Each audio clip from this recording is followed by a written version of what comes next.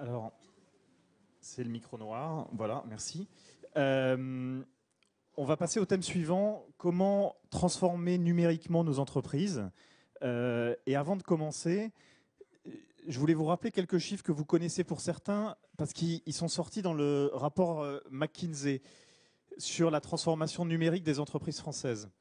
Et ce rapport qui faisait 87 pages, je vous propose de le synthétiser en 5 chiffres. Le premier chiffre, c'est qu'aujourd'hui, le numérique représente 110 milliards d'euros dans le PIB français. C'est pas aujourd'hui, en plus, c'était en 2013, et soit à peu près 5% du PIB français, entre 5 et 6. 1,5 million d'emplois directs et indirects dans le numérique. Et le potentiel de création de valeur des technologies du numérique, c'est 1 000 milliards d'euros d'ici 2025.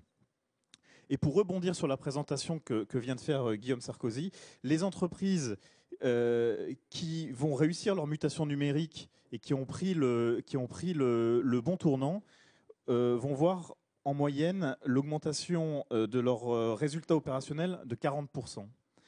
Quant à celles qui ne l'auront pas fait, elles verront une diminution de leurs résultats de 20%. Et en France, on a une spécificité, c'est que quand on regarde la décomposition du PIB numérique, en fait, il est essentiellement tiré en France par les consommateurs, puisque la France occupe le 4e rang en Europe pour la consommation privée, mais seulement le 9e rang en Europe pour l'investissement privé. La conclusion de ça, c'est qu'aujourd'hui, on a un problème d'investissement sur le numérique. Et quand on interroge 500 entreprises, dont 325 entreprises françaises, sur les raisons pour lesquelles on a ce retard de transformation numérique, les chefs d'entreprise évoquent en premier lieu des difficultés organisationnelles, un déficit de compétences, des problèmes de marge de manœuvre financière, une trop faible implication des dirigeants. Et finalement, alors qu'on parle toujours de complexité des technologies, la complexité des technologies n'est citée que par 13% des chefs d'entreprise. C'est dire qu'on a aujourd'hui de quoi vraiment passer à l'acte et transformer les modèles économiques de nos entreprises pour tirer profit du digital, tout comme on vient de le voir chez Malakoff Médéric. Évidemment, l'État et les administrations peuvent faire effet de levier. Comment ? Soit par l'outil réglementaire, soit par l'open data, soit par le développement du très haut débit fixe et mobile, soit par des incitations fiscales. C'est ce qui ressort du rapport McKinsey. Ce que je vous propose, c'est de débattre avec aujourd'hui des experts pour savoir où en sont les entreprises dans la transformation numérique, quel est le rôle de l'État et des administrations, quelles sont les propositions pour booster l'adoption du numérique, quels sont les effets accélérateurs et comment quantifier le retour sur investissement de ces efforts numériques.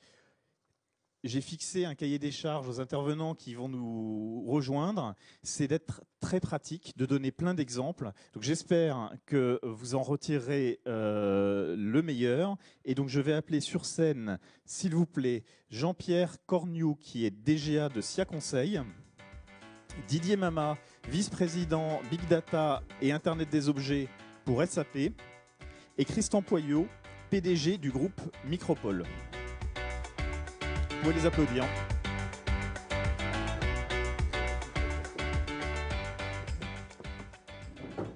Alors Jean-Pierre, vous avez vu ces graphes et en fait, vous, c'est un de vos chevaux de bataille, c'est de dire il faut que les patrons s'impliquent vraiment dans la transformation digitale de leur entreprise. Oui, bonjour à tous. Effectivement, le mot d'ordre, c'est tout de suite. L'informatique, c'était au XXe siècle. Le numérique, c'est le XXIe siècle. La plupart des dirigeants d'entreprise n'ont pas véritablement compris au bon moment l'enjeu de la révolution informatique et l'ont sous-traité, concédé, souvent alors directeur des systèmes d'information. La révolution numérique, c'est pas rajouter des outils à des process, c'est changer les process. C'est repenser complètement le mode d'organisation des produits, des process, des comportements. Et ça, c'est le job du boss. Il faut impérativement que les dirigeants que vous êtes comprennent que la révolution numérique, elle a commencé partout dans le monde. Elle est omniprésente dans tous les secteurs, dans tous les moments de la vie des entreprises, et que personne d'autre que vous, dirigeants, ne sera en mesure d'en piloter la transformation jusqu'au bout, c'est-à-dire au cœur de la relation client, dans la fidélisation, dans l'adhérence de l'ensemble des parties prenantes de l'entreprise, notamment le personnel, dans des changements radicaux de mode de fonctionnement. Donc la révolution numérique, c'est une révolution culturelle, ce n'est pas une révolution technologique. Christian, vous disiez aussi que finalement il y a une problématique de management qu'il faut aborder pour franchir le pas de la révolution digitale et que ce n'est pas un problème technologique. Oui, ça, je suis tout à fait en phase avec ce qui vient d'être dit. D'ailleurs, pour constater sur le terrain l'attirance des entreprises vers la nouvelle technologie, moi je dirais que les patrons, en général, les présidents, y compris les présidents de très grands groupes, ont bien compris le sujet. Ils ont bien compris que là, on n'est pas dans la technologie du serveur ou de ceci ou de cela, mais vraiment dans la révolution des business models, des process de l'entreprise. Et ce qu'on observe très souvent, c'est que le frein, il est dans les organisations générales. Parce que dès qu'on va casser les business models ou qu'on va changer les filières, c'est les directions X ou Y. Hein. Ça peut être, oui, la direction informatique, mais ça peut être les directions clientèle, SAV, marketing, etc., qui voient leur domaine de compétences remis en cause, qui peuvent être élargis, mélangés avec d'autres, etc. Et le frein principal des entreprises, il est là. C'est encore une fois pas la technologie, c'est les relations avec le client et les fournisseurs et les relations internes. Et donc ça, c'est un point très important. Comment bouger? Il y a deux approches. Soit vous créez un Chief Digital Officer qui est censé tout faire et tout gérer, ce qui est une approche dans certains cas, mais qui par moments cristallise sur la personne tous les sujets et qui est donc des fois en opposition avec pas mal de monde. Est-ce que c'est pas le nouveau directeur informatique, justement, le Chief Digital Officer? Moi, je serais plutôt sur l'approche de dire le digital est une telle révolution et impacte tous les process que ça doit concerner tout le monde. Ça doit concerner autant le patron marketing, le patron financier, le patron RH, etc. Donc il ne faut pas dire le sortir de l'organisation d'entreprise, il faut associer au maximum toutes les parties prenantes de l'entreprise. Didier, vous avez un observatoire de l'évolution des entreprises françaises sur le numérique. On en est où? L'intérêt aussi, c'est que je peux comparer à ce qui se passe à l'étranger. C'est parce que moi, j'ai un rôle IMIA, et donc je peux comparer avec notamment les pays du Nord, la Hollande, etc. Moi, mon analyse, elle est relativement simple. C'est qu'en France, on a des compétences, on a une culture scientifique, on n'a pas une culture technologique, ce qui est différent de mon point de vue. Mais surtout, le plus gros point faible que je vois aujourd'hui, c'est qu'on a un niveau de prise de risque en France qui est très faible. Ça veut dire que la plupart des projets que je vois au niveau de l'innovation, il y a une prise de risque à avoir. On ne peut pas innover sans prise de risque. Et on est souvent confronté à ces problématiques où, alors moi j'appelle ça le principe de précaution à la française, hein. On a inventé le principe de précaution à la française, et on appelle ça des ROI. Et je passe beaucoup de temps à refaire les gammes des chefs d'entreprise pour leur dire, attendez, quand on parle de rénovation, de modernisation ou d'optimisation de l'existant, on est tout à fait d'accord, on peut parler de ROI. Quand on parle d'innovation, on ne parle pas de ROI, on parle de d'avantages concurrentiels, on parle de changer le modèle, et c'est des sujets totalement différents. Et je pense qu'un des grands freins qu'on a en France, c'est il y a une étude qui a été faite par le World Economic Forum il y a 2 ans, extrêmement bonne, je vous invite à la lire. La France, elle a l'index le plus faible sur la prise de risque. Et donc, en général, on fait des projets en catimini, des petits projets, et qui ne démontrent rien, puisqu'ils ne sont pas faits dans une échelle suffisante. Donc, pour moi, c'est une des plus grandes barrières que nous avons aujourd'hui. Christian? Oui, moi je voudrais réagir par rapport à ça. Bon, je m'exprime en tant que président de Micropole, mais aussi en tant que nouveau président de la commission de transformation numérique du MEDEF. Faut quand même rappeler une seule chose, le niveau de marge des entreprises françaises, il est en moyenne 10 points inférieur à ceux de nos principaux concurrents. Donc on comprend bien qu'une boîte allemande qui fait 15 points de marge et une boîte française qui fait 5 points de marge, elle a moins de capacité d'investissement. Alors je ne dis pas qu'il n'y a pas des choses à changer, à améliorer en France, bien évidemment, mais je pars du principe que nous, chefs d'entreprise français, on n'est ni plus intelligents ni plus bêtes que les autres. Et un des points majeurs, c'est quand même le fait qu'on n'a pas assez des mains libres, on n'a pas assez de capacité d'investissement. Alors, encore une fois, mon analyse se base par rapport à ce que je peux voir à l'extérieur. Donc, d'ailleurs, je ne compare pas du tout par rapport au marché allemand, qui est un marché relativement spécifique, où il y a encore beaucoup de manufacturing. Mais quand je regarde, par exemple, dans certains pays émergents, comme je peux voir en Afrique du Sud, où ils ont fait carrément un bond technologique aujourd'hui, si je prends le secteur des banques, il n'y a que du paiement mobile en Afrique. Ils sont bien plus en avance que ce qu'on peut avoir en France. Donc ça n'a rien à voir, je pense, avec les marges, ou etc. C'est vraiment, et encore une fois, j'invite tout le monde à lire ce rapport qui détaille spécifiquement dans cet index, qui a plusieurs dimensions, où vraiment on a ce point faible, cette culture qui...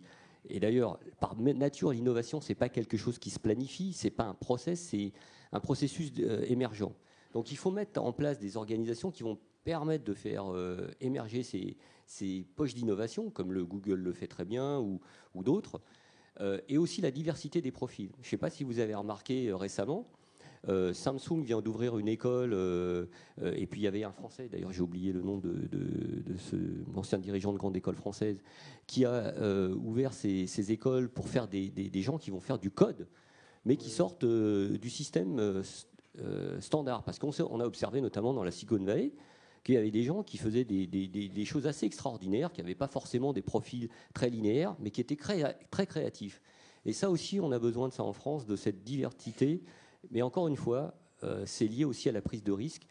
On ne donne pas souvent sa chance, soit à des jeunes, soit à des gens qui sont un peu latérales. Et je pense que ça c'est quelque chose qui nous manque en France. Alors, sur la prise de risque, justement, et notamment sur l'investissement, Jean-Pierre, vous, ce que vous dites, c'est qu'on n'est pas obligé d'investir de façon massive. On peut un peu faire comme on l'a vu tout à l'heure, c'est-à-dire qu'on peut y aller petit à petit, pas à pas, lancer une appli.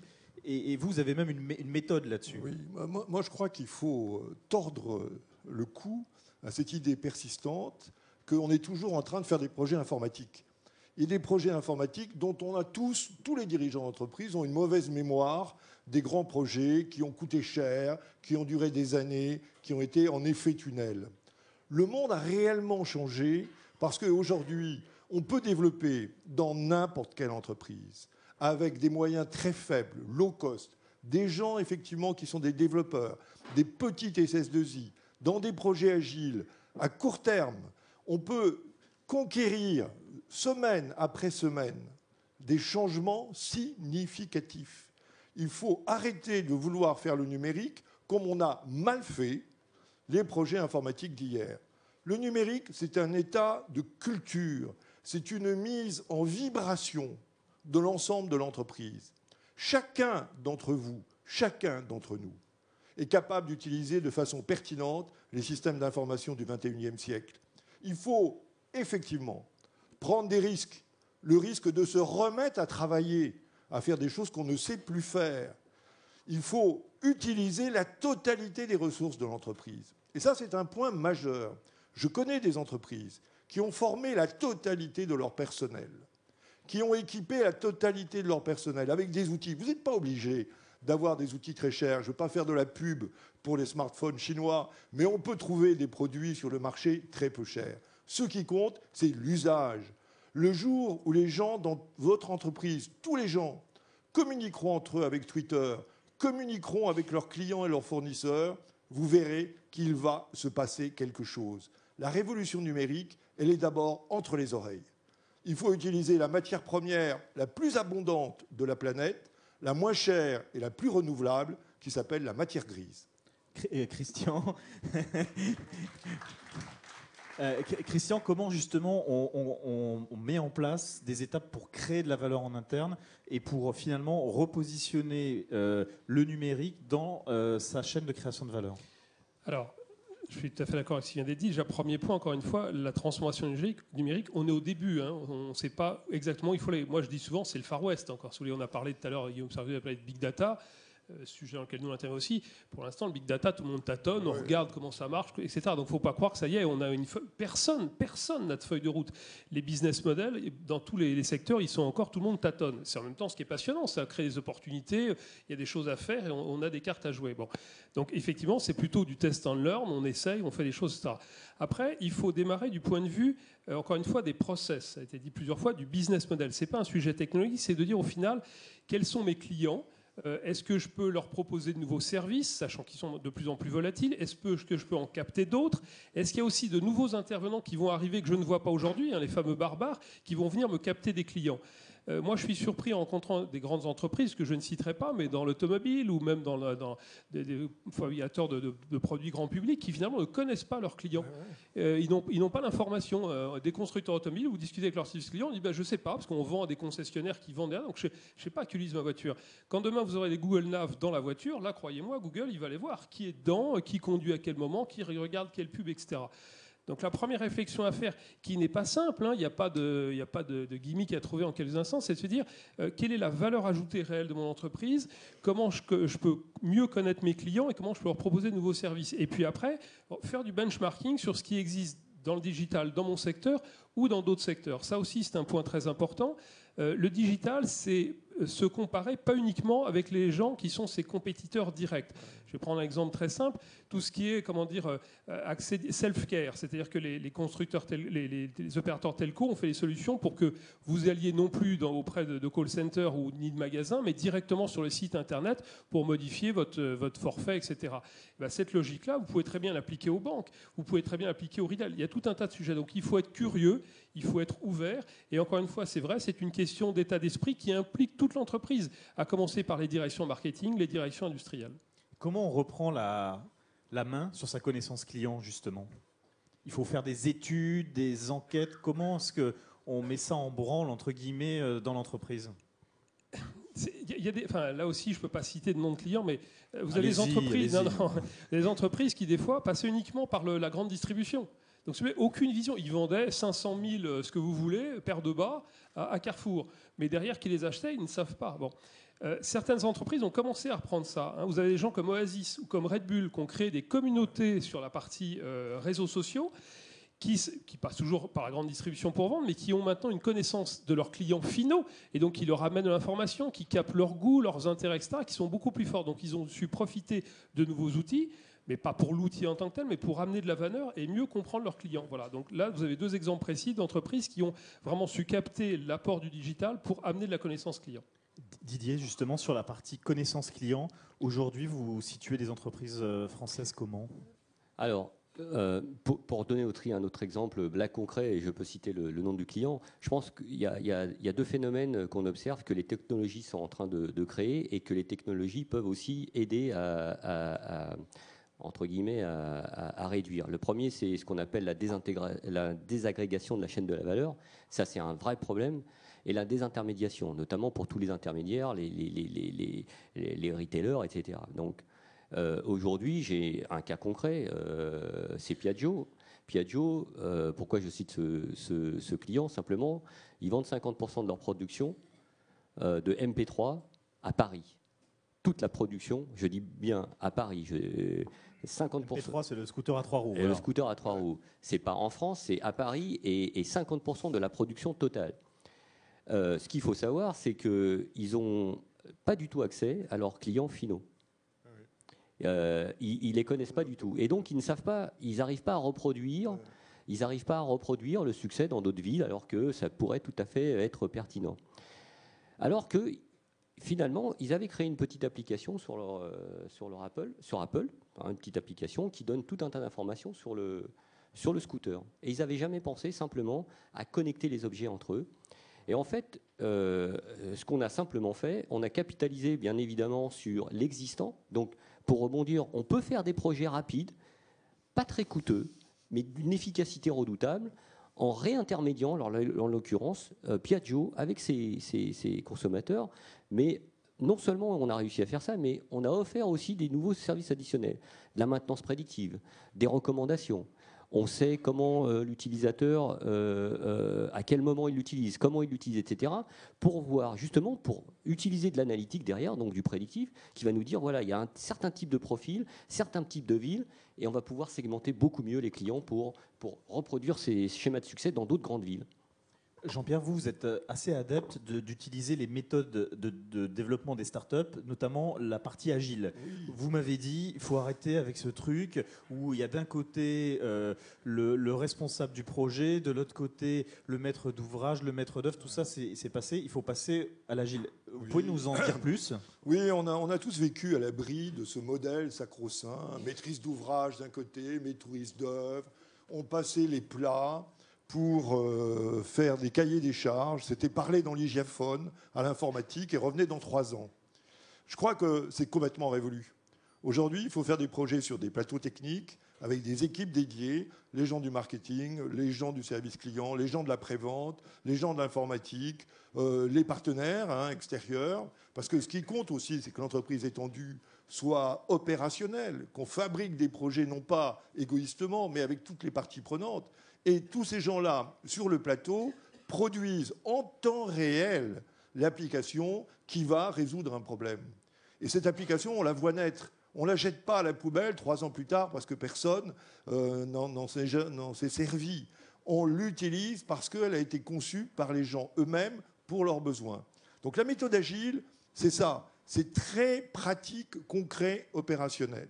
Il y a un autre élément qu'il faut tout à fait comprendre, c'est que dans vos entreprises, vous avez des gens que vous ne connaissez pas et qui ont une vraie compétence dans toutes ces questions, qui sont malins, qui sont ouverts, qui sont prêts à aider.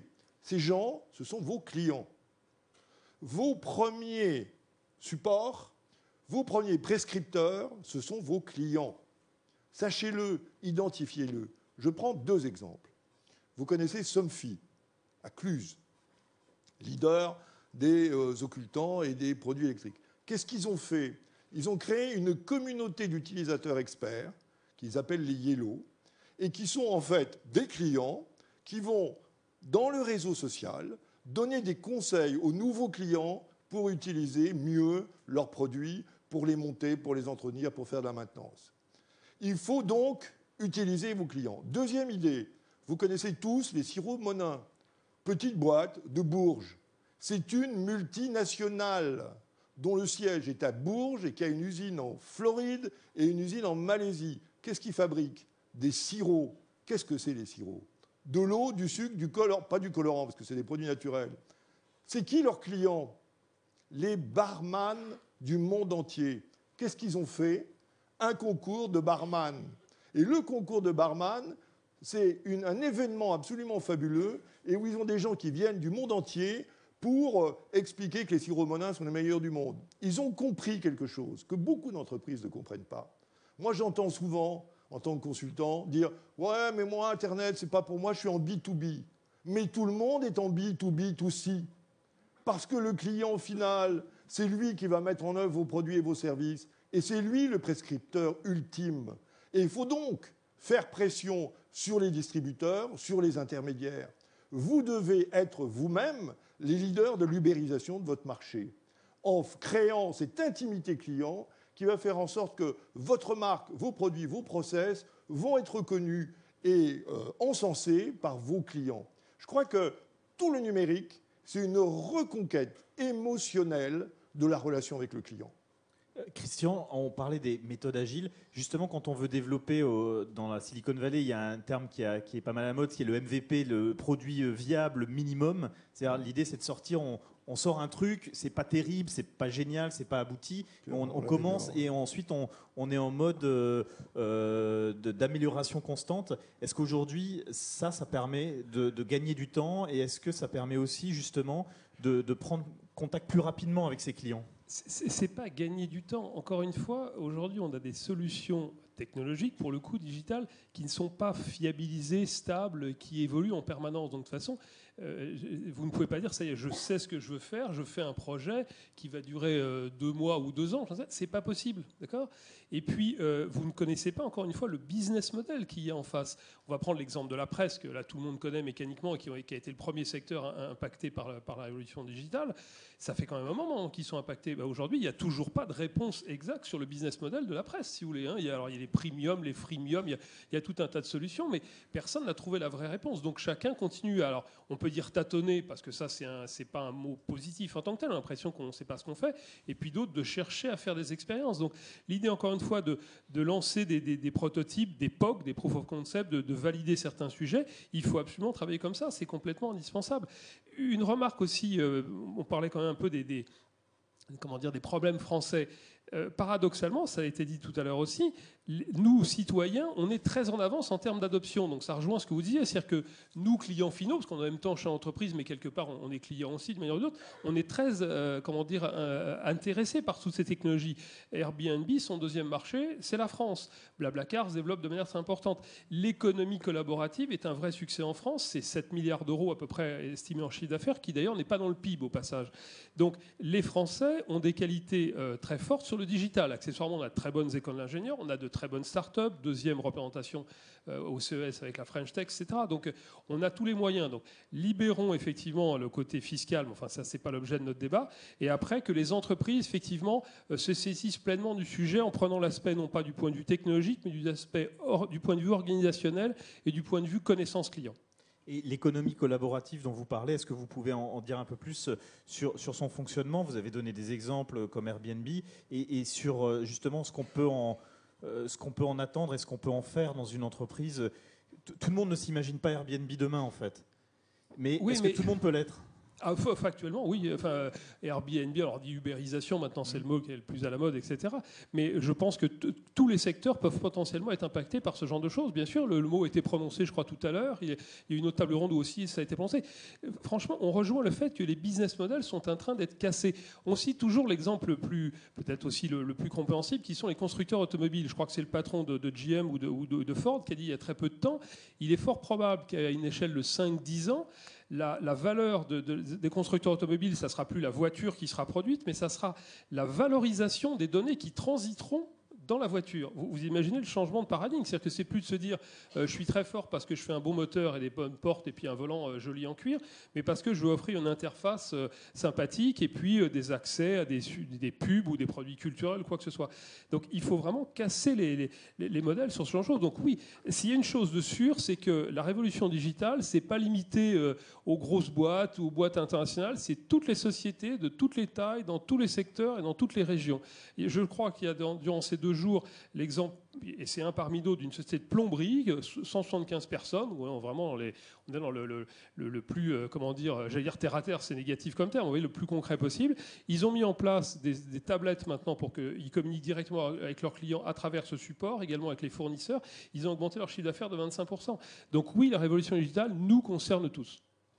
Didier, vous souhaitiez réagir là-dessus? Oui, en fait, ça rejoint un peu ce que je disais quand on analyse la transformation de la chaîne de la valeur entre la désagrégation et la désintermédiation et les technologies qui peuvent permettre de le faire. Je prends le cas d'un de nos clients avec qui on travaille aujourd'hui. C'est vrai qu'il y a de l'économie collaborative, mais rien n'empêche aux acteurs existants de pouvoir immiscer dans cette chaîne de la valeur. Si je prends par exemple les enseignes de bricolage aujourd'hui. Aujourd'hui, on a de plus en plus puisque le client, quand on regarde le client, il est client, il est promoteur et il est aussi parfois fournisseur. C'est assez nouveau. Donc on peut avoir 3 aspects chez son client. J'ai mon client qui m'achète une perceuse, qui va faire la promotion, puis demain, il va devenir fournisseur parce qu'il va mettre sur des plateformes cette perceuse à disposition d'autres. Rien n'empêche aujourd'hui les marques comme Castorama ou Bricorama, ils auraient pu tout à fait offrir ces plateformes. Mais pour ça, il aurait fallu qu'elles utilisent les technologies, par exemple, plutôt que d'essayer, et ça on le voit beaucoup aux États-Unis aujourd'hui, d'essayer de tout contrôler dans la chaîne de la valeur, de faire totalement l'inverse, d'exposer leurs services, où on va avoir une communauté de développeurs qui va faire des applications, qui va permettre justement à d'autres consommateurs de pouvoir aller sur le stock de Castorama, par exemple, et puis de dire tiens, il y a une perceuse qui est disponible, qui vient d'un autre client, et l'utiliser chez moi. Le problème, c'est qu'on a toujours un mauvais génie qui vous dit en tant que chef d'entreprise, avant tu vendais 1000 perceuses, et si tu permets de mettre la location, tu en vendras peut-être plus que 900 parce que les autres seront loués. Alors, certains le font déjà, ce genre de choses. Alors, effectivement, pas tous. C'est là où c'est la capacité d'évolution de l'entreprise. Et c'est là où on rejoint sur le sujet organisationnel. C'est-à-dire que très souvent, pourquoi les entreprises ne se saisissent pas de ce sujet, c'est pas souvent un problème technologique, c'est parce que ça casse les organisations, ça casse c'est le service client qui se dit ok, ma valeur va disparaître, ou le service après-vente ou quoi que ce soit. Donc il faut être capable de remettre en cause l'ensemble du fonctionnement. Et au final, l'entreprise en tire de la valeur parce qu'elle se crée une communauté de clients, d'utilisateurs supérieurs qui amènent de la valeur complémentaire. Là, on rebondit sur ce que vous avez dit et je suis tout à fait d'accord. D'abord, c'est une décision de la direction générale. Il faut avoir une vision. La deuxième chose, il faut prendre le risque. Parce que, quelque part, vous prenez le risque de disrupter votre modèle existant. S'auto-disrupter. Exactement. Mais c'est ce que Amazon a fait plusieurs fois, avec succès. Moi, je vous invite aussi à aller voir un blogueur très connu aux États-Unis qui s'appelle Skinner, où il donne, il invite les entreprises en fait à créer ce qu'on appelle le Chief Cannibal Officer. C'est une personne qui est là pour aller disrupter les modèles qui existent dans l'entreprise. Parce qu'ils considèrent simplement que si l'entreprise ne le fait pas, d'ailleurs on parle d'ubérisation, il y a de toute façon dans vos industries, quelque part, quelqu'un qui est en train de développer une approche complètement nouvelle. C'est ce que dit Jeff Bezos, votre marge est mon opportunité, c'est ça ? Et donc, comment est-ce qu'il faut mettre quelqu'un, il faut mettre ce Chief Cannibal Officer en entreprise, ou dans les modèles que vous pouvez voir chez vos clients qui ont réussi à faire cette transition, comment ils ont concrètement mis en place ça au niveau managérial et organisationnel ? Alors, tous les clients qu'on voit, en fait, ils s'aperçoivent tout à fait que le modèle de vente de produits classique est un modèle qui peut plus tenir pour un tas de raisons. Il y a un tas de raisons pour ça, parce que les consommateurs ont changé, ils veulent de l'usage, parce qu'il y a la pression sur l'environnement, il faut aussi avoir un impact plus réduit sur l'environnement. Il y a tout un tas de bonnes raisons. Et si on prend un client comme John Deere, c'était un de nos clients aujourd'hui qui vendait des tracteurs. Rien de plus physique, rien de plus...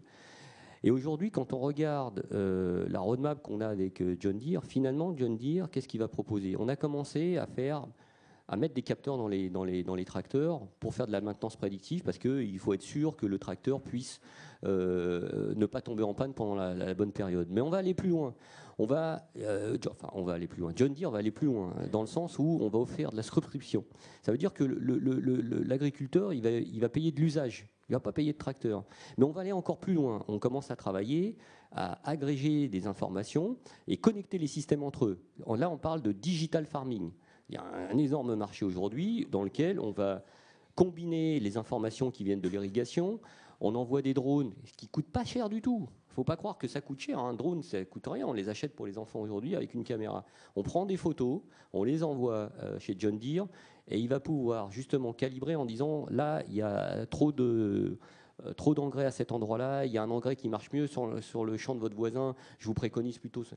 On va connecter des systèmes les uns avec les autres. Et le métier de John Deere, et c'est le métier, la plupart de nos clients sont face à ce problème-là.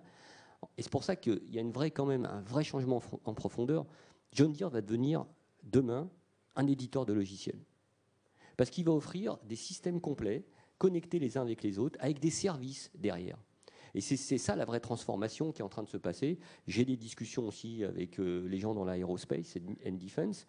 Aujourd'hui, ce n'est pas un secret, Airbus ne veut plus vendre d'avions. Il va essayer de faire de la subscription. Donc, et donc ça veut dire que pareil, on va aller vers un mode de consommation, un mode de monétisation des services totalement différent. Et donc, il va falloir faire de plus en plus de software quelque part.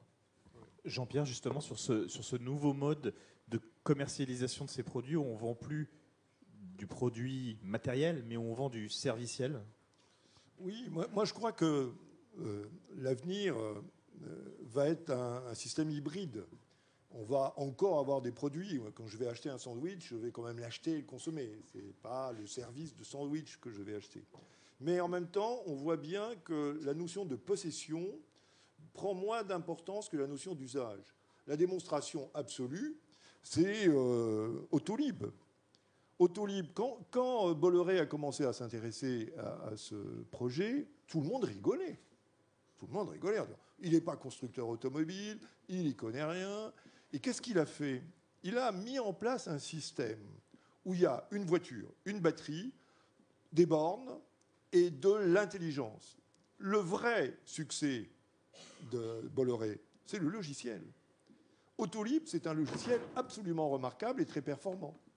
Là où mes ex-amis de Renault ont mis des années et des années pour comprendre qu'il fallait qu'ils mettent du software dans leur voiture, Bolloré l'a instantanément compris. Il y a un autre constructeur qui l'a compris, c'est Tesla, Elon Musk.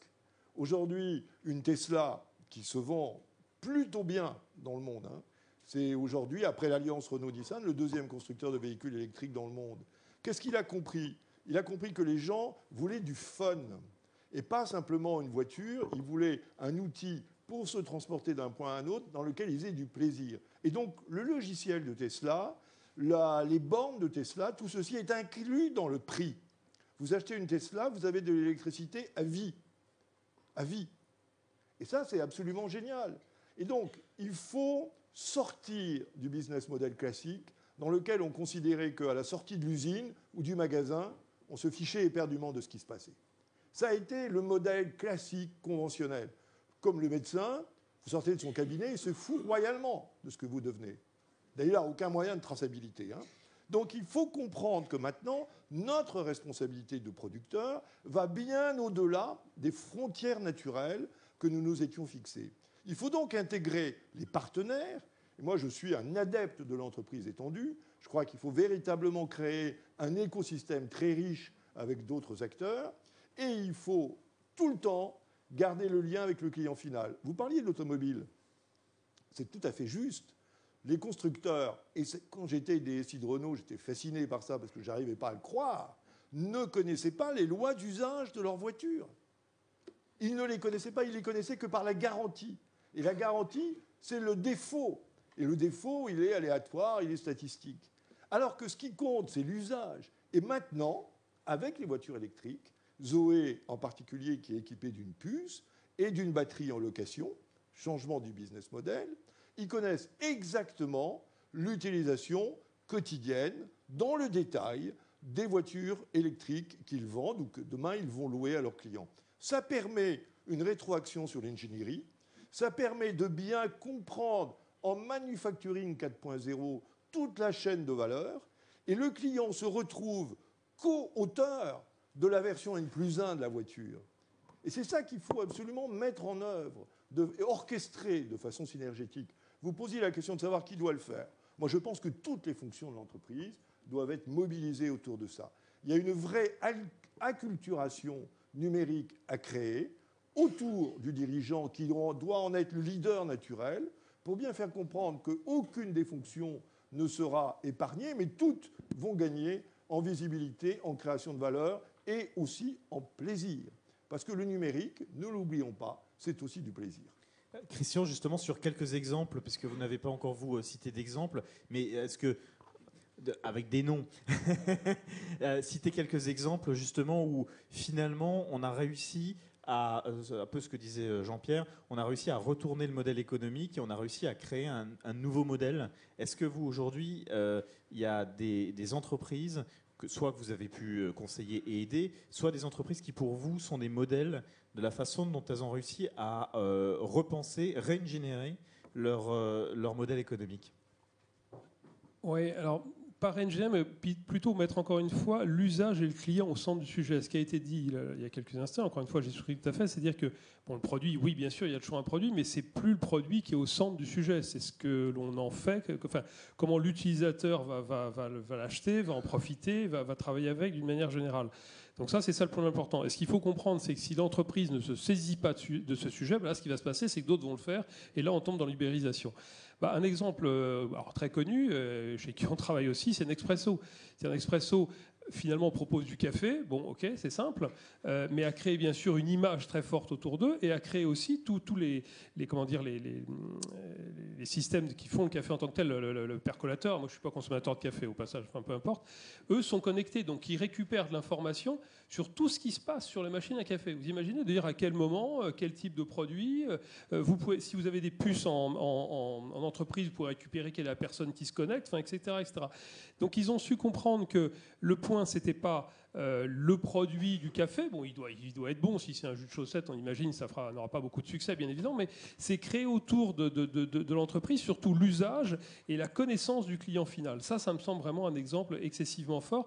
Et je peux vous dire qu'on travaille avec eux en Suisse, ils sont complètement tendus vers ce sujet-là. Et encore une fois, c'est piloté, c'est vrai, plutôt par des directions marketing, mais la notion d'innovation, ils sont très à l'écoute de tout ce qui peut sortir sur les réseaux sociaux. Nestlé a aussi une salle de conférence qui est impressionnante, sur laquelle ils ont la vision de tout ce qui se passe sur les réseaux sociaux. C'est-à-dire qu'en permanence, ils analysent, alors c'est au niveau mondial, de dire, OK, où est-ce que ressortent nos marques, où est-ce que ressortent de la satisfaction ou un point de désagrément ou un problème médical ou quoi que ce soit. Et ils ont ce centre de contrôle permanent au niveau mondial pour détecter ce qui se passe sur les réseaux sociaux.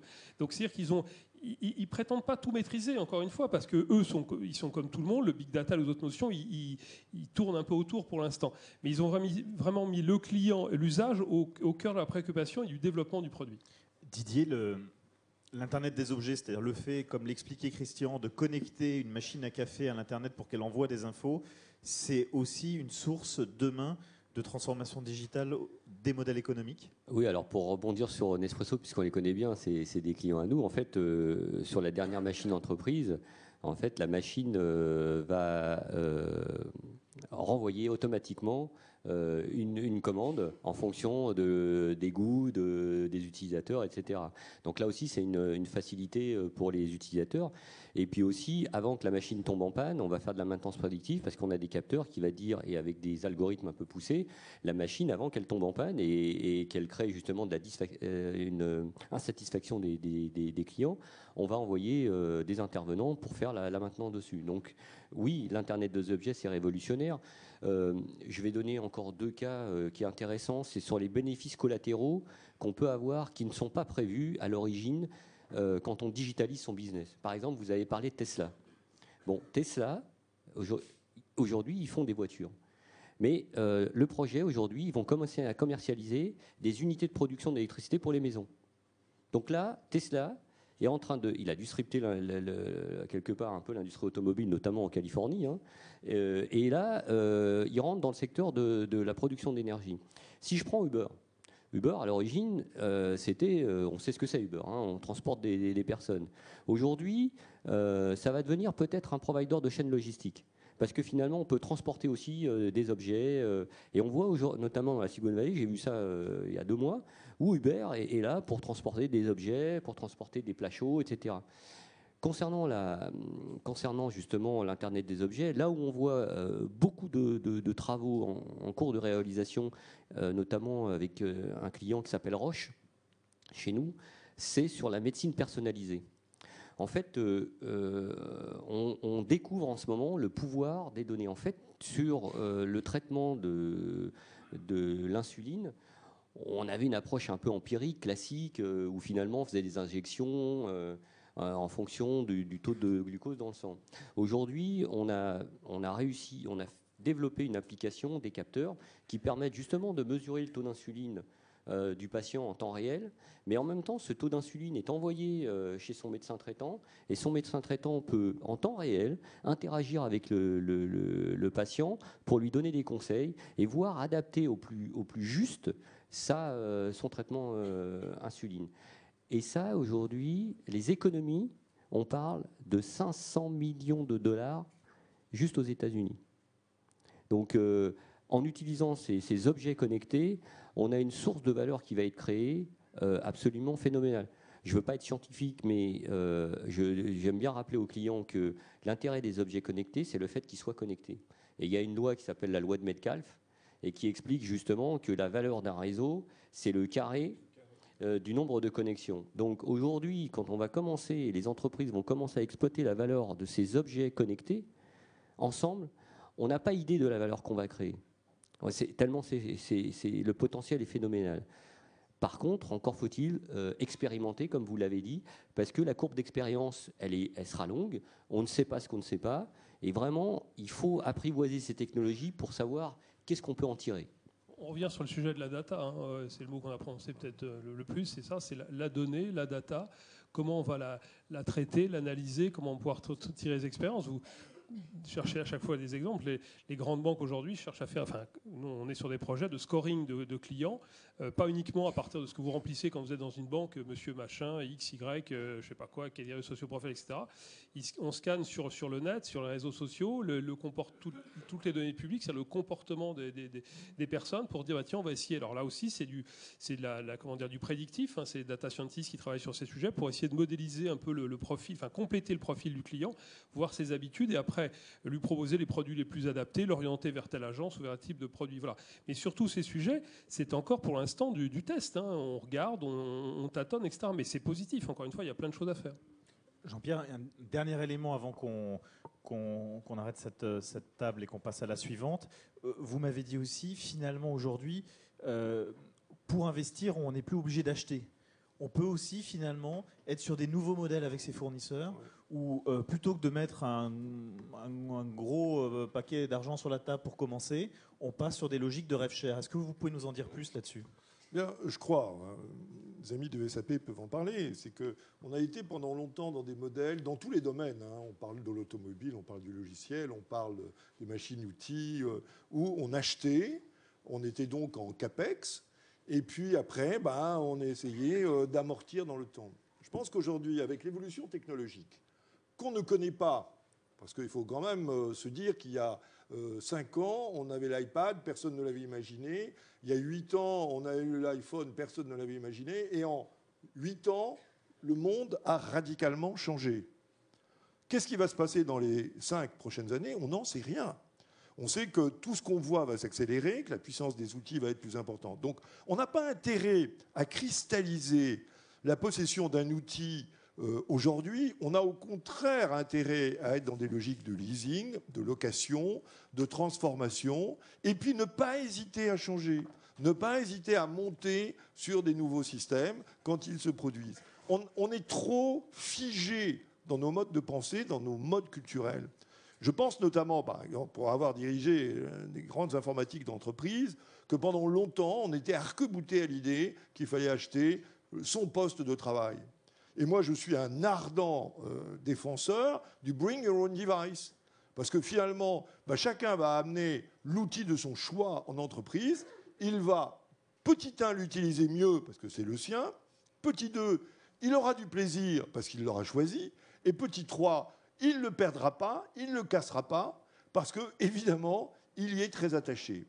Donc, et par contre, on continue dans les boîtes à acheter des PC. Je trouve ça absurde. Il faut donc changer radicalement de modèle culturel. Aller vers le court terme, l'agile, la fluidité, l'authenticité de la relation et créer du lien social plutôt que rigidifier et scléroser les organisations. Merci à tous les trois. Je vous propose de rejoindre l'assistance et sous les applaudissements de l'assistance. Merci. Et je vais appeler les 3 intervenants suivants pour notre table. Jérôme Frantz, qui est directeur général de France Électrolyse. Philippe Lemoine, président de la Fondation Internet Nouvelle Génération et auteur du rapport éponyme. Et Patrick Bertrand, directeur général de Cégide.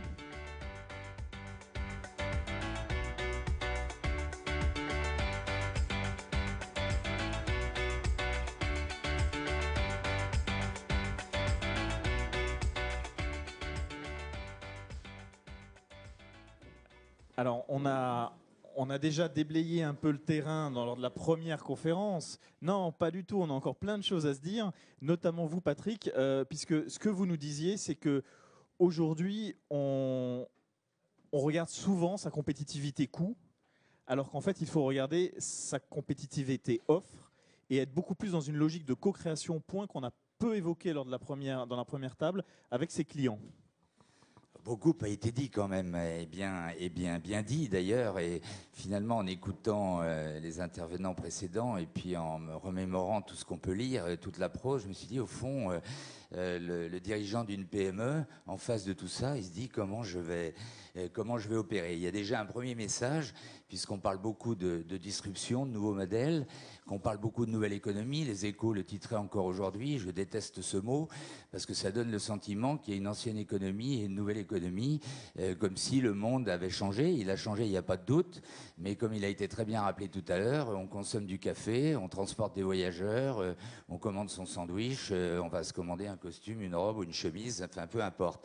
Ce qui change, c'est effectivement la façon de délivrer ce service ou de délivrer ce produit. Et je crois que c'est ça le message qu'il faut retenir, parce que je rencontre énormément de dirigeants d'entreprise qui, au fond, disent « mais tout ça, c'est pas pour moi, c'est autre chose. On nous parle de la nouvelle économie, de nouveaux modèles. Moi, je fais tel et tel métier. » Au fond, quand on regarde le point commun entre Blablacar, Uber, la SNCF et les autocaristes, ben, finalement, ils font le même métier.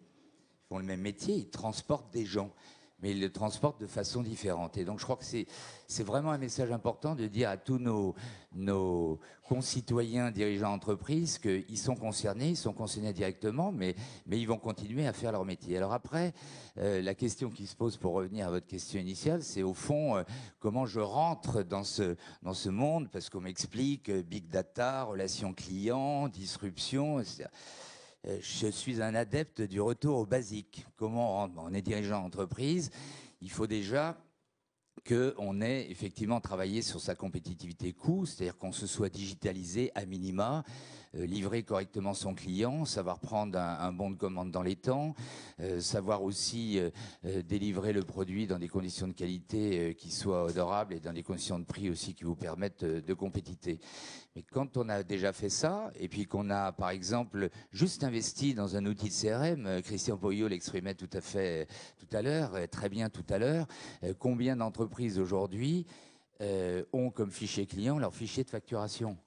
Donc on investit aussi dans un petit outil de CRM pour connaître un petit peu son client. Et là, on peut passer dans une forme de continuum à ce qu'on appelle la compétitivité off, c'est-à-dire comment je peux améliorer, pas d'ailleurs forcément uniquement le produit que j'ai conçu, que je peux co-concevoir avec mes clients au travers d'une dimension collaborative, mais aussi comment je peux apporter un meilleur service et de cette façon-là, eh bien, me retrouver dans un dispositif où non seulement j'ai amélioré mes coûts parce que j'ai travaillé sur mes basiques, mais j'ai aussi amélioré la façon de délivrer ce produit, de le concevoir, avec une chose qui a été très peu soulignée tout à l'heure, mais qui était subliminale au discours, c'est que au fond, avec tout ça, vous allez pouvoir singulariser votre relation avec le client. C'est-à-dire que vous allez pouvoir lui délivrer un produit adapté, mais pas un produit adapté au grand nombre, un produit adapté à lui. Dans le monde de la mode, on connaît très bien ces problématiques-là, de couleur, de taille, c'est quelque chose d'assez classique, mais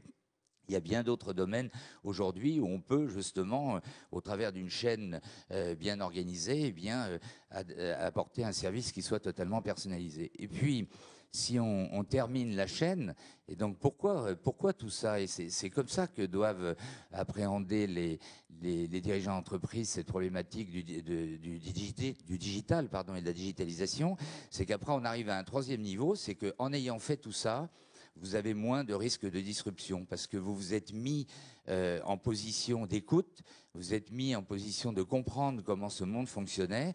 Et donc, pour revenir sur ce que j'évoquais tout à l'heure, eh bien si des grandes compagnies de transport avaient réfléchi à la façon de délivrer d'une façon différente le service de transport, ils auraient peut-être été moins disruptés.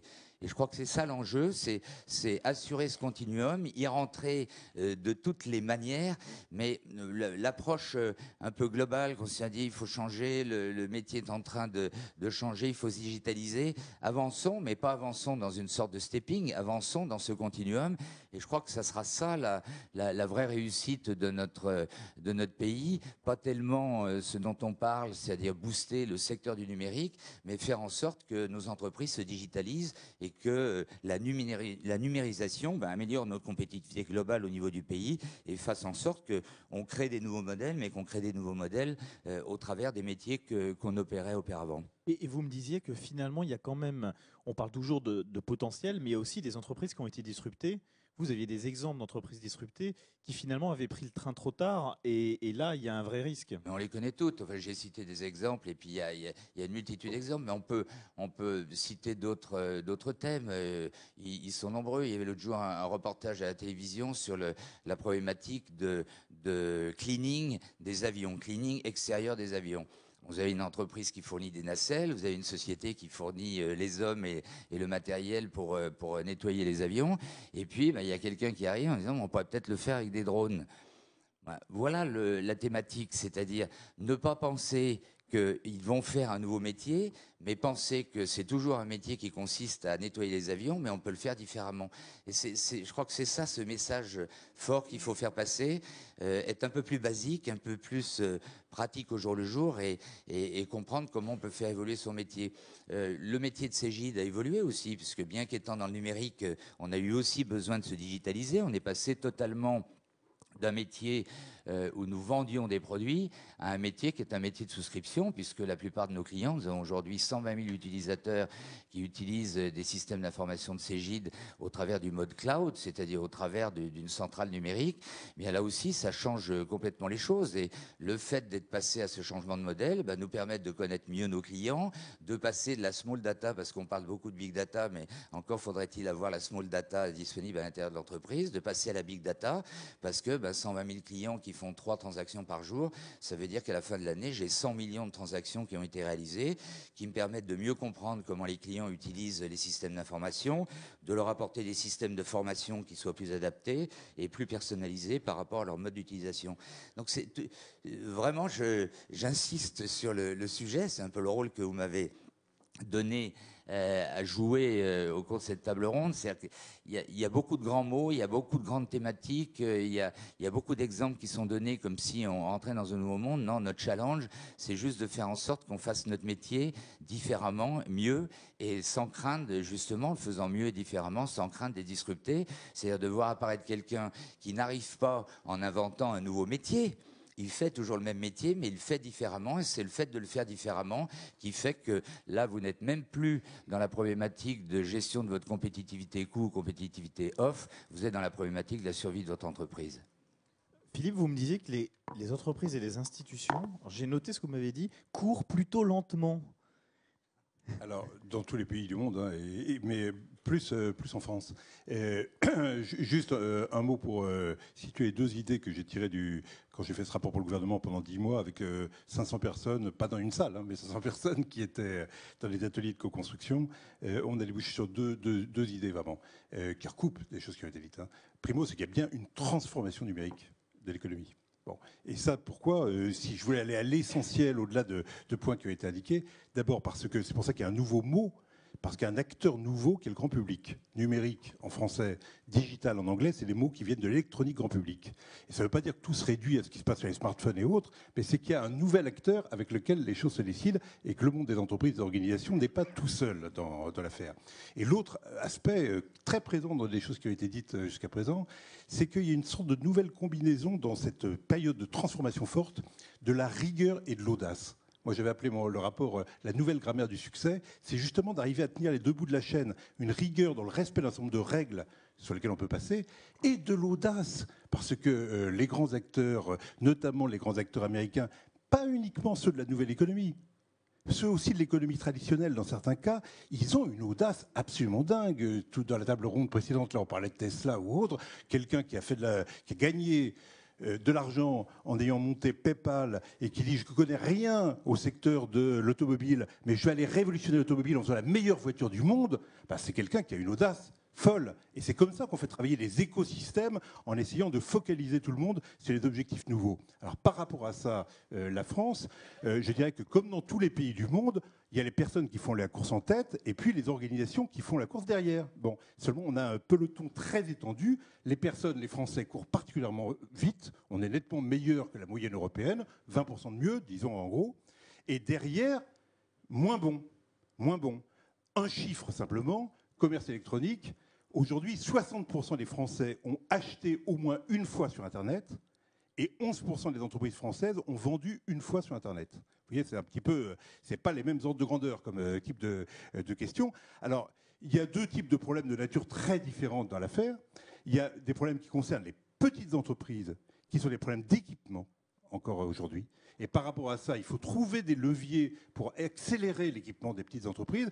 Mais il y a plein de bonnes nouvelles, par ailleurs, dans le monde des petites entreprises. Plein de bonnes nouvelles de gens qui voient de l'opportunité, qui innovent, qui font des tas de trucs. Plein de services B2B pour la toute petite entreprise, qui fait qu'on a une chance de transformer la natalité formidable de petites entreprises qui naissent chaque année en des entreprises qui survivent plus longtemps, qui croissent, qui se développent. Ça, il y a des choses très bonnes.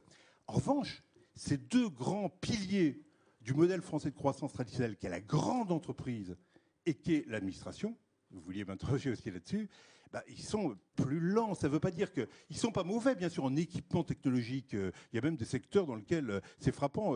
On dirait un vrai sapin de Noël numérique. Il y a absolument tous les mots à la mode qui sont présents.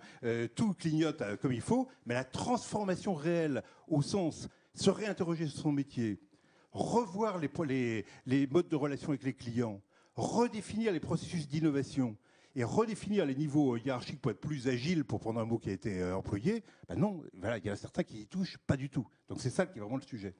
Et les administrations aujourd'hui, qu'est-ce qui pourrait permettre de donner un effet, de créer un effet levier pour les entreprises françaises ? Je pense qu'il y a 7 points que je vais vous indiquer très, très rapidement qui me semblent importants. Primo, il ne faut pas parler uniquement d'informatisation, de modernisation technologique ou de simplification. Il faut parler de transformation dans le monde de l'administration. Vous voyez qu'on voit des cocoricots sur le thème. On est bien classé par rapport à d'autres pays, par rapport à un classement qui regarde le nombre de formulaires qui sont automatisés. Bon, très bien, c'est très l'administration électronique. Voilà, bon, on est très très proche ça d'un modèle purement technologique. C'est pas ça la transformation. Or, la transformation elle est super importante pour les administrations, mais pour tout l'environnement derrière ça. Il faut voir que dans les entreprises aujourd'hui, 1/3 des budgets sur les technologies de l'information d'une manière générale sont investis sur de la maintenance technique.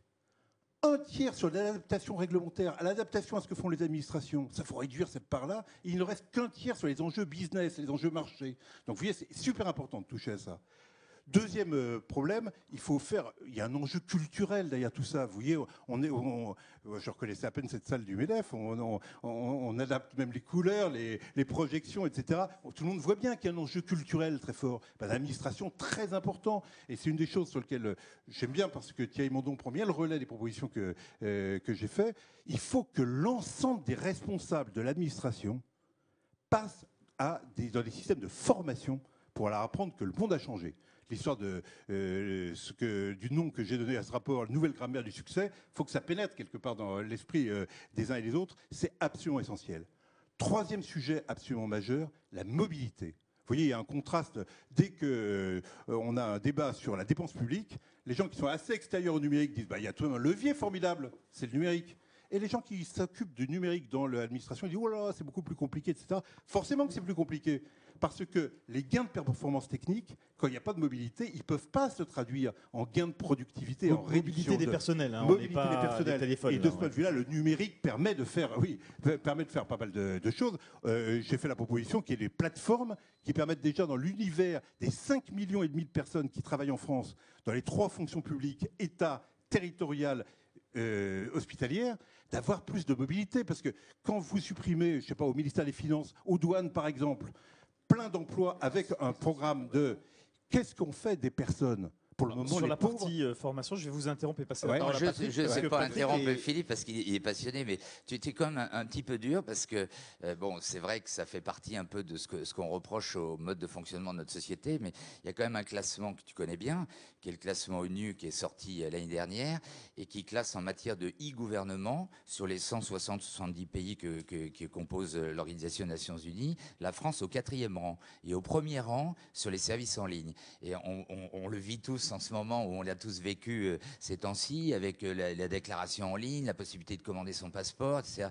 Il y a quand même une dynamique qui a été créée, il ne faut pas en rester là, mais je crois qu'il ne faut pas que nos amis, et nous sommes tous soumis à cette problématique du poids de l'État et du poids des charges de l'État, il y a eu de vrais progrès, des vrais investissements qui ont été réalisés. Et tu le sais.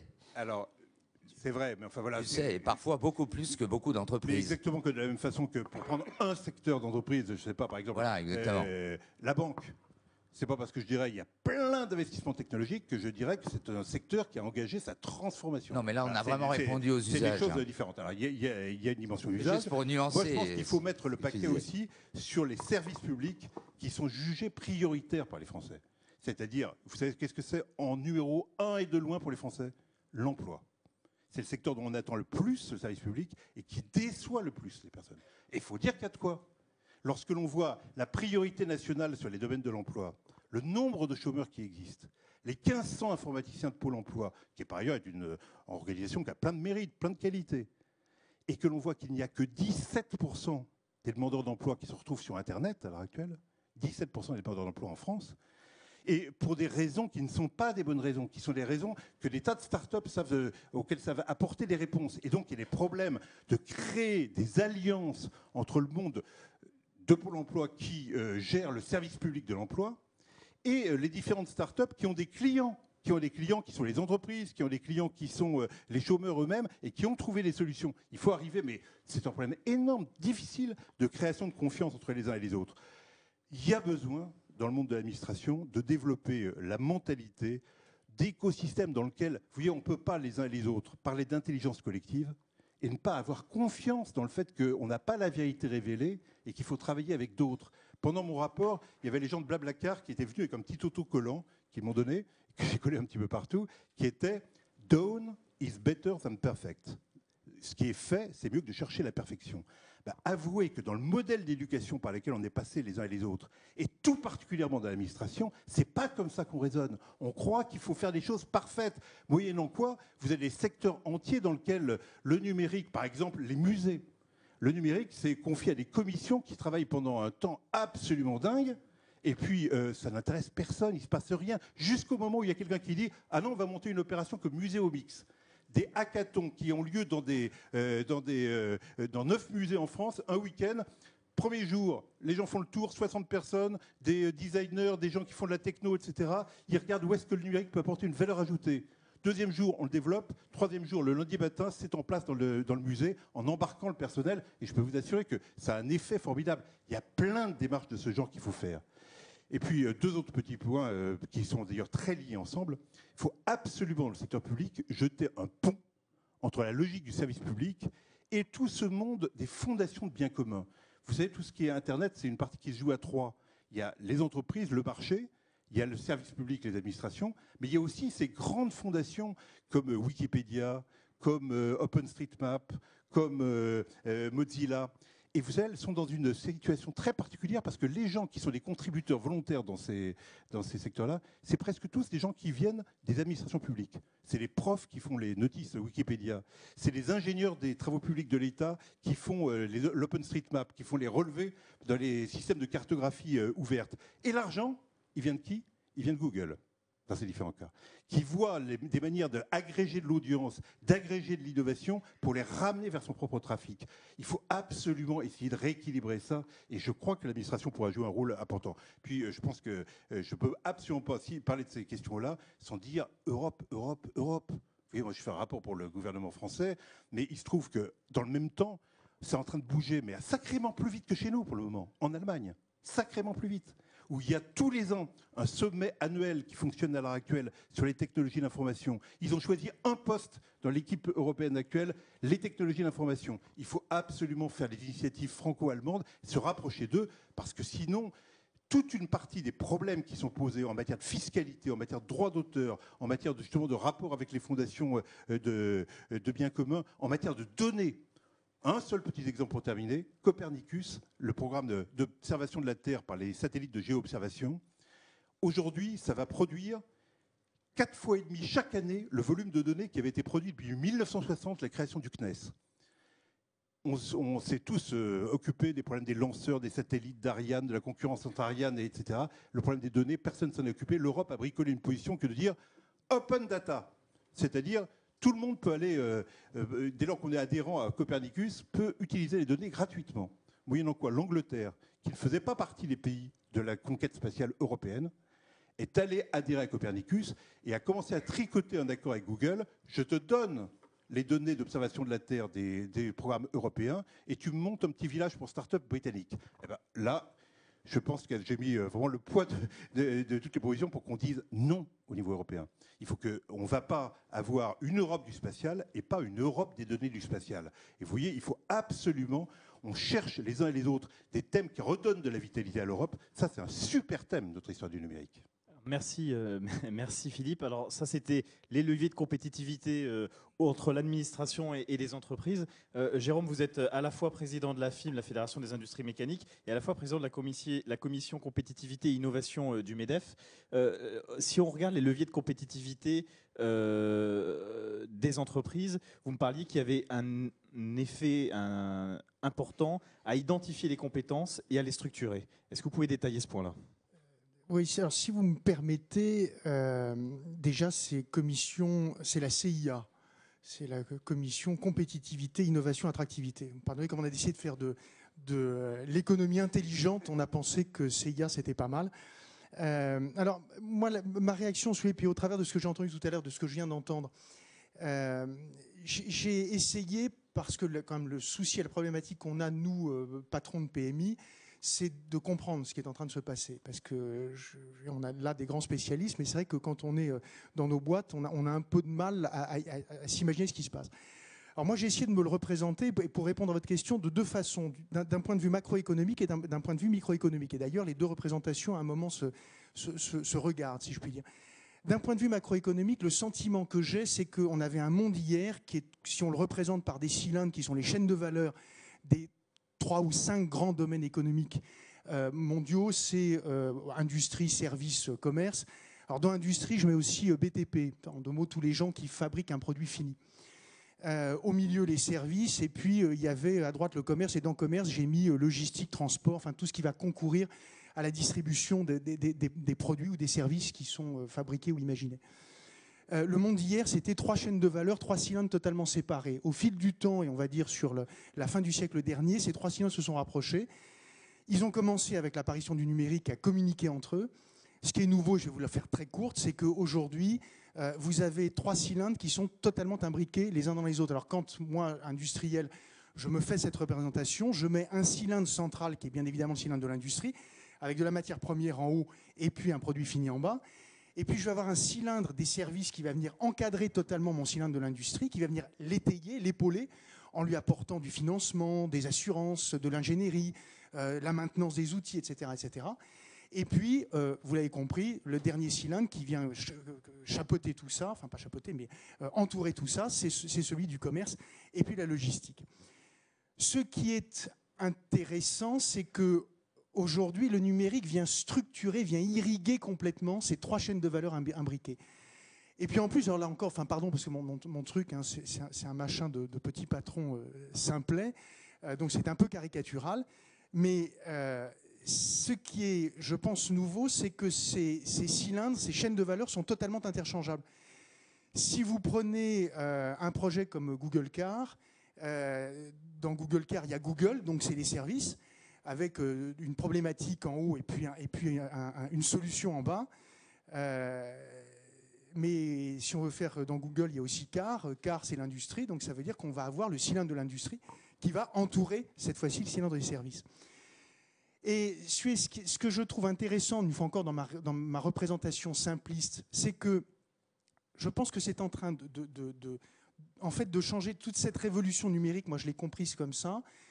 C'est pas, et tu l'évoquais tout à l'heure, Patrick, c'est pas, et Christian aussi l'évoquait tout à l'heure, on n'a pas un changement. Les constructeurs automobiles vont continuer à fabriquer des automobiles. La seule chose, et c'est ce que les Allemands, vous l'évoquez Philippe tout à l'heure, c'est ce que les Allemands ont compris, c'est qu'il va y avoir un changement dans la position dans la chaîne de valeur. Et notamment dans ces chaînes de valeur imbriquées. Et je pense que les constructeurs allemands, par exemple, ont compris avec l'usine 4.0, qui est un truc purement défensif, ils ont compris qu'ils allaient se faire bouffer leur place dans la chaîne de valeur. Ils étaient les prédateurs, hein, ils étaient les seigneurs de la jungle, qui leur permettait, j'espère qu'il n'y a pas trop de mes clients dans la salle, mais ce qui leur a permis quand même d'écrabouiller un peu la chaîne de leurs fournisseurs pendant des années. Et là, ils sont en train de se dire, mon Dieu, quelle horreur, je vais devenir le fournisseur comme France Electrolyse que j'ai écrabouillé pendant 30 ans, qu'est-ce qui va se passer? Bon, voilà, pardon, je caricature une fois encore. Mais ça veut dire qu'on a un changement de paradigme complet, et ça, il faut vraiment qu'on arrive à le comprendre. Et puis très vite, ma représentation microéconomique, alors là, ce n'est pas des cylindres, c'est un tube. c'est un tube dans lequel je fais passer j'allais dire, les savoir-faire de l'entreprise, toute la VA de l'entreprise, ou son chiffre d'affaires, ou ses clients, je ne sais pas. Ce qu'il faut qu'on comprenne, nous, patrons notamment de PME et de PMI, c'est qu'aujourd'hui, il y a des mecs et des nanas qui sont en train de se mettre en capacité, dans cette espèce de hub, de pipe, de venir se brancher dessus et qui vont nous pomper le truc. Et alors, ça veut dire que nos savoir-faire, notre excellence, on va la conserver. On saura, chez France Electrolux, toujours faire du traitement de surface des métaux, et je pense qu'on est parmi les meilleurs à le faire. Mais je vais avoir des gens qui vont venir me piquer mon truc, et pour aller derrière, aller le proposer directement au client final, hein, ce que vous évoquez les uns et les autres. Et ça, je pense que ça nécessite, et Philippe vous l'évoquait tout à l'heure, là aussi un changement de paradigme complet, et notamment de se mettre en capacité, on pourrait y revenir, mais de se mettre, et c'était votre question tout à l'heure, de se mettre en capacité de structurer l'offre de nos entreprises. Et je crois, et en tout cas moi c'est ce que je fais à la Fédération de la mécanique maintenant depuis quelques années, c'est d'abord, essayer d'identifier les compétences de nos boîtes. Il y en a des formidables.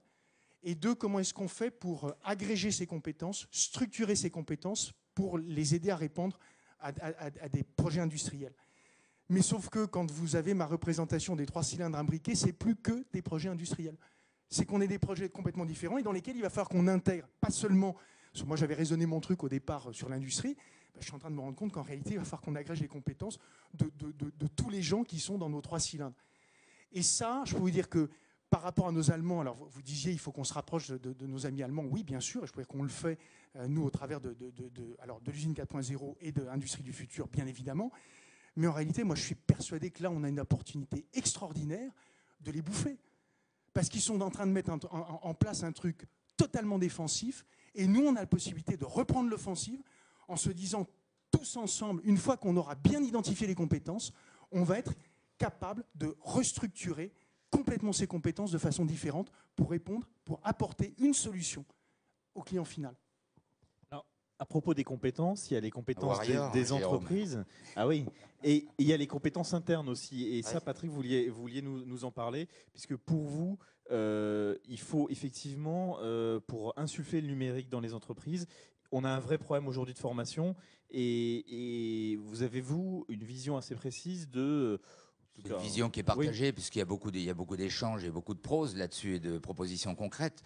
Quand on regarde ce qui a été évoqué tout à l'heure sur le retard, dans le cadre du rapport McKinsey, sur le retard des entreprises, dans les 4 raisons, il y a l'insuffisance de formation ou l'insuffisance de collaborateurs formés. Alors d'abord, je voudrais dire une première chose, et c'est un élément subséquent, mais d'une certaine façon assez interactif. Si vous ne digitalisez pas votre entreprise, vous n'arriverez pas à recruter. Pourquoi ? Parce qu'aujourd'hui, ce qui va booster la digitalisation dans l'environnement B2B, c'est-à-dire dans l'environnement entreprise, c'est le fait que tous les jours, vous d'ailleurs, mais en particulier les jeunes, se trouvent dans cette population qui nous permet d'être à la 4e place. Donc ça va pousser, et je peux vous dire, pour avoir vu nombre de fois cet exemple, de candidats qui rentrent dans des entreprises, etc., et qui partent en courant, parce qu'ils sentent bien que pour travailler, on va les mettre assis derrière une table avec une unité centrale ici et un écran vert où il va falloir faire défiler 40 écrans pour arriver à la bonne information. Donc déjà, rien que pour ça, il faut se digitaliser. S'il n'y avait qu'une seule raison, ce serait bien ça, c'est de capter de la compétence et de faire venir de la compétence. La deuxième chose, évidemment, on est une table où chacun exprime ses expériences. Le sentiment profond que j'ai observé les éléments là, depuis 6-8 mois, je rencontre beaucoup de gens qui sont en orientation de projets professionnels, qui ont des très bonnes compétences numériques et qui parfois se trouvent confrontés à des difficultés, et ces difficultés viennent du fait que vos DRH sont plus à niveau. C'est un peu rude, hein, ce que je vais dire. Alors, ça ne veut pas dire mon DRH, il est plus à niveau et donc je vais en changer. Ça veut juste dire que à la source même du recrutement, il y a un processus de définition des compétences, d'appréciation des compétences qui n'est pas en adéquation avec le niveau de compétences dont vous avez besoin pour justement booster la digitalisation de l'entreprise. Et c'est pas anodin qu'un certain nombre de groupes, de grands groupes notamment, on parlait tout à l'heure des Chief Digital Officers, c'est pas anodin que certains Digital Officers dépendent du DRH ou deviennent DRH, enfin, se retrouvent dans un environnement qui n'est pas un environnement marketing, qui n'est pas un environnement opération, mais qui est dans un environnement RH.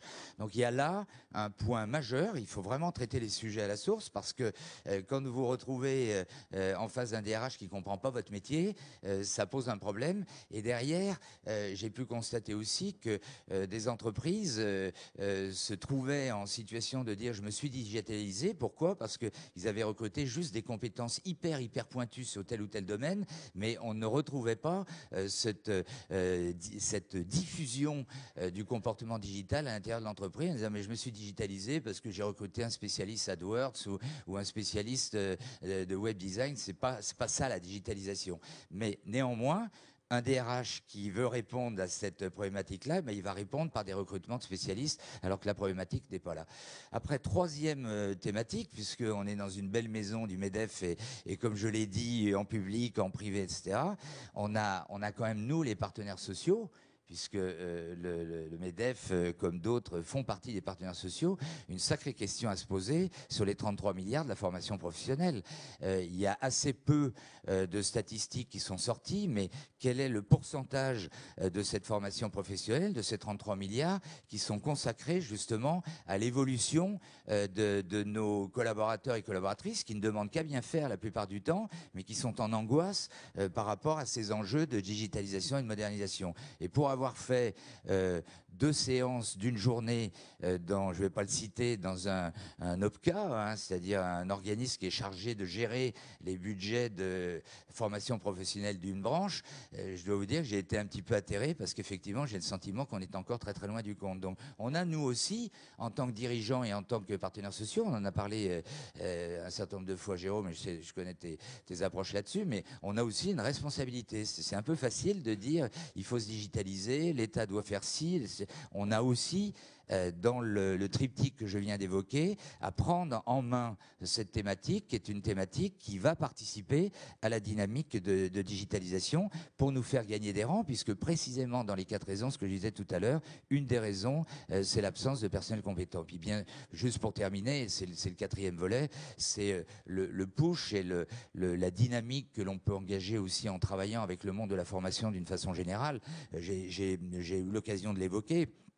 Ce qu'a créé Xavier Niel ou d'autres, il y a LDLC aussi qui est une magnifique entreprise du numérique qui vient de créer une école, c'est quand même une sacrée claque à l'éducation nationale et à sa difficulté aujourd'hui, pas partout, mais à sa difficulté aujourd'hui de comprendre que une fois qu'on est sorti de la période où on apprend les basiques, c'est-à-dire qu'on peut considérer, alors une fois qu'on est sorti du système avant l'enseignement supérieur, eh bien que l'enseignement supérieur, il n'est pas là pour délivrer un diplôme, il est là pour former un métier. Et je crois que quand l'université, au sens large, comprendra que c'est absolument indispensable et qu'il y a des compétences formidables qui sont demandées de plus en plus à l'intérieur des entreprises, je pense, et ça pourrait être un cursus qui sorte des magnifiques universités de statistiques que nous avons, les data scientists, tous les sujets de designers, de web design, les spécialistes de sciences cognitives, puisque quand on bouge sur un environnement digital, par exemple un site e-commerce,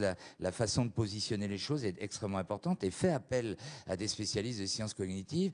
Eh bien, quand on aura fait bouger aussi cela, c'est le 4e type d'action. Je pense qu'on aura contribué d'une certaine façon à répandre cette ambition et cette ardente obligation de la digitalisation.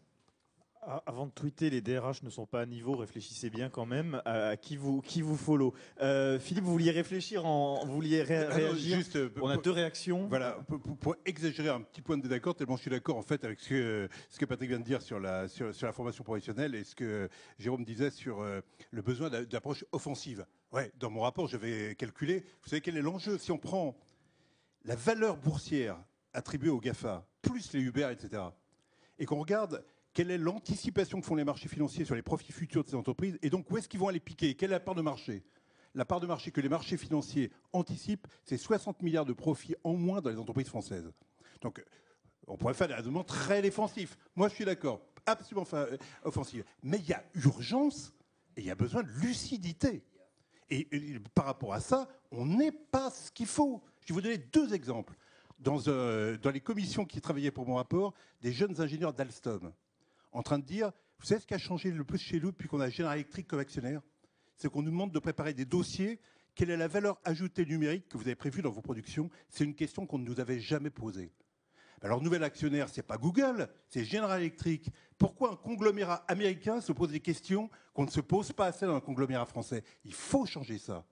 Et par ailleurs, je suis d'accord, sur les Allemands, je suis d'accord. Il n'empêche, il y a eu un ingénieur formidable qui vient d'un grand constructeur français, qui a été pris comme directeur de la qualité du programme Tesla. 3 ans dans le programme Tesla. Il revient en France. Il voit tout le monde, nos 2 constructeurs nationaux. Tout le monde, oh là là, qu'est-ce que c'est intéressant, qu'est-ce que c'est intéressant. Personne qui a l'audace même de le recruter. Il a été recruté chez Audi. Alors, excusez-moi, il faut commencer par essayer de voir que nous n'avons pas l'audace qu'il faut. Il faut absolument passer une vitesse supérieure. On va laisser réagir. On va laisser réagir. Oui, Jérôme, non, mais sur l'aspect digital, tu as noté qu'il y avait eu aussi une étude qui a été faite sur les rapports annuels. Bon, il se trouve que c'est Société Cotée qui avait fait une étude sémantique sur le nombre de fois où le mot transformation ou digital était écrit, prononcé, etc. C'était assez redoutable. Pardon. Alors, Jérôme, vous souhaitiez réagir sur la partie formation? Non, mais sur la formation, je pense que là, enfin bon, on le sait tous, mais on a un enjeu totalement incroyable et où effectivement, je pense qu'on n'est pas bon du tout. Et on n'est pas bon aujourd'hui. Bon, en ce moment, on est en train de... La Fédération de la mécanique s'est remise avec nos amis de la FIEC et de Syntec Numérique. On s'est remis dans l'industrie du futur, donc, qui a succédé à l'usine du futur, avec un enjeu incroyable qui est comment est-ce qu'on fait passer en fait nos usines d'hier aux usines de demain. Ce que Philippe évoquait tout à l'heure, il y a un gap qui est en train de se creuser, qui est hallucinant. Et si on ne met pas, comme disait ma grand-mère, quelques coups de pied dans les poubelles, on va avoir de vrais problèmes. Et notamment parce que, en termes de formation, effectivement, je pense qu'on est très en retard. On est lié, alors en plus avec maintenant le fait que l'argent de la formation est parti dans les régions, ça va poser des vrais problèmes parce qu'il y a quand même des enjeux nationaux. Hein, c'est pas seulement, on n'est pas uniquement sur des enjeux régionaux. Et puis, surtout, il faudrait au moins qu'on arrive à se doter d'outils de veille nous permettant d'essayer de comprendre quels vont être les métiers de demain. Parce que ça va bouger à une telle vitesse que déjà on n'est pas bon, mais si en plus, si vous voulez, on ne se met pas en état et en capacité de faire les choses demain, je pense que là, on va se faire largement dépasser. Et quand je vois, moi, les réactions de nos entrepreneurs et de nos collaborateurs qui ont une niaque d'enfer, qui ont des idées extraordinaires, et que derrière, ça ne suit pas, je me dis, ou bien ils vont tous partir pour aller créer de la richesse ailleurs, ou alors il faut vraiment qu'on se dépêche de changer les choses. Alors pour tous ceux que le thème de la formation intéresse, demain après la keynote d'Axel Lemaire qui a lieu à 9h, il y aura 1h30 de débat sur la formation. Jérôme, dans la façon de donner des coups de pied dans les poubelles, comme vous disiez, vous allez lancer la semaine prochaine, c'est ça, je crois, un référentiel pour analyser la position de son entreprise dans l'écosystème et qui va permettre à tous les patrons d'entreprise justement de savoir où ils en sont, c'est ça? Alors l'idée en fait c'est dans le cadre industrie du futur, bon, déjà dans le cadre de l'usine du futur, on avait plein de patrons à qui on parlait de l'industrie du futur, de l'usine du futur, et bon, moi le premier, et pourtant je m'en occupe depuis un certain temps, je n'avais absolument pas compris ce que c'était. Donc on s'est dit, il faut peut-être qu'on essaye d'expliquer à nos chefs d'entreprise qu'est-ce que c'est que l'industrie du futur, qu'est-ce que c'est que l'usine du futur, qu'est-ce qu'il y a dedans. Alors, on est en train de sortir un référentiel. J'ai reçu la première mouture jeudi dernier. Je n'ai pas encore eu le temps de la lire, je ne devrais pas le dire. Il va falloir que je me plonge dedans. En fait, c'est des fiches thématiques pour essayer de faire en sorte que l'entrepreneur se positionne en se disant « Ok, ma boîte, c'est une boîte du Moyen-Âge. Je suis à la Renaissance, je suis à l'époque moderne, ou au contraire, je suis déjà une usine du futur. » Et à partir de là, bien évidemment, c'est quand il s'est positionné, nous, on va mettre, et c'est pour ça que les mécaniciens sont très impliqués, on va mettre dans un premier temps notre réseau de consultants à Camas au service des entreprises. Alors déjà, bien évidemment, des mécaniciens, des gens de la métallurgie, et puis derrière, on voudrait étendre ça à nos autres petits camarades de l'industrie, le textile, la chimie, etc. etc. Donc, avec lesquels on va adapter à leur métier notre référentiel. Je ne sais plus, c'est une trentaine de fiches Donc, et par thème, une fois encore, pour que nos chefs d'entreprise puissent se positionner. Il y a aussi un truc qu'on a fait, j'ai beaucoup insisté, c'est un glossaire pour qu'on essaye de parler et de comprendre, là encore, nous, chefs d'entreprise et nos collaborateurs, de quoi on parle quand on parle d'industrie du futur, d'usine du futur, de numérique, voilà, de transformation numérique, de transition numérique, etc. Qu'on ait un langage commun qui nous permette. Une fois encore, à chaque fois maintenant, je suis totalement imprégné de mes 3 cylindres. On n'est plus dans ce monde avec ces chaînes de valeur séparées. On est dans des chaînes de valeur totalement intégrées. Et si on n'est pas capable de communiquer entre nous, juste une chose, hein, pardon, je fais une toute petite parenthèse. Imaginez la représentation de mes cylindres, ce que ça va donner sur nos organisations professionnelles. Hein, c'est-à-dire cette vieille opposition industrie, service, commerce. On va se marrer. Enfin bon. Et à la rentrée, vous allez vous attaquer à la partie ROI, à la partie retour sur investissement pour faire une analyse du ROI du numérique, c'est ça? Alors, oui, enfin, c'est pas ça. C'est que justement, on voudrait que nos chefs d'entreprise dépassent un peu le truc. Je ne sais plus qui l'a dit tout à l'heure. Jean-Pierre, c'est Jean-Pierre, oui. Je crois qu'il disait. Effectivement, à juste titre, je crois qu'on ne peut plus raisonner comme ça. Donc, ça veut dire qu'il va falloir qu'on trouve les bons mots, les bons arguments pour convaincre nos chefs d'entreprise qu'une fois encore, il va falloir qu'on ait un mode de fonctionnement de pensée totalement différent. Parce que sinon, on va pas y arriver. Voilà. Donc c'est ça, et moi je trouve ça génial, c'est que dans ce projet Industrie du futur, où a priori, effectivement, au départ, c'est quand même les mécaniciens, parce que c'est nous qui fabriquons les usines. Donc on s'est dit, c'est à nous de prendre la main. Et puis en fait, très vite, on s'est rendu compte qu'il y en a d'autres qui fabriquaient les usines avec nous, c'est nos amis de la FIEC, et puis surtout nos amis du Syntec numérique qui forcément sont complètement derrière et irriguent tout le truc, et que je trouve ça formidable, c'est qu'on arrive à se mettre déjà tous les 3 et avec nos syndicats primaires autour de la table. On y a ajouté des gens des arts des métiers, on y a mis nos centres techniques comme le CETIM, etc. Voilà, l'Association des régions de France. Bon, tout ça au travers d'une alliance qu'on essaye d'abord de créer, et ensuite, comme vous l'évoquiez, l'idée c'est qu'on arrive à étendre ça à tous les autres domaines de l'économie au fur et à mesure. Merci à tous les 3. Je pense qu'on peut aussi les applaudir, ils étaient passionnants. Merci à tous les 3. Voilà, donc on espère que entre les très nombreux exemples qui vous ont été donnés de réussite, entre les très nombreuses clés, vous avez eu des points qui vont pouvoir être mis opérationnels pour la transformation digitale de votre entreprise. Tout de suite, nous allons passer la parole à Jacques Attali, qui va nous rejoindre sur scène pour nous donner sa vision d'économiste et d'écrivain.